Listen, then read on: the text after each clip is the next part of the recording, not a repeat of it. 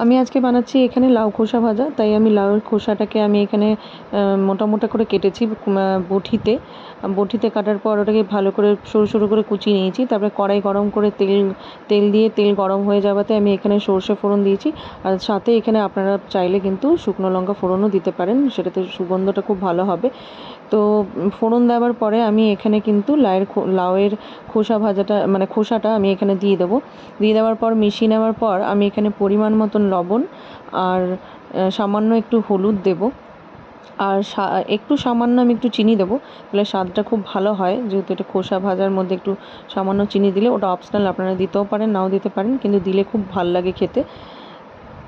তারপরে আমি সব জিনিসগুলোকে ভালো করে মিশিয়ে নিয়ে আমি কিন্তু ঢাকা দিয়ে ভালো করে মিশিয়ে নিয়ে ভালো করে ঢাকা দিয়ে কিন্তু আমি জিনিসটাকে ভেজে নেব। আর মানে ভালো করে নরম করে নেব ভাজাটা। ঢেকে নিয়ে ভাজলে কী হয়, তাড়াতাড়ি রান্নাটাও হয় আর ভাজাটাও হয়ে যায়। তো তারপরে ঢাকা খুলে কিছুক্ষণ পর দেখলাম যে হ্যাঁ, মোটামুটি সেদ্ধ হয়ে গেছে, আর একটু সেদ্ধ হবে। তারপর আমি আবার নেড়ে চেড়ে আবার ঢাকনা দিয়ে দেবো।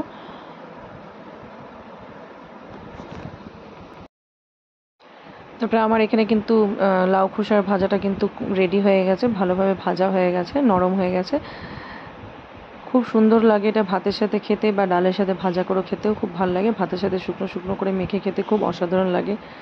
রেডি হয়ে গেল লাউ খোসা ছেচকি।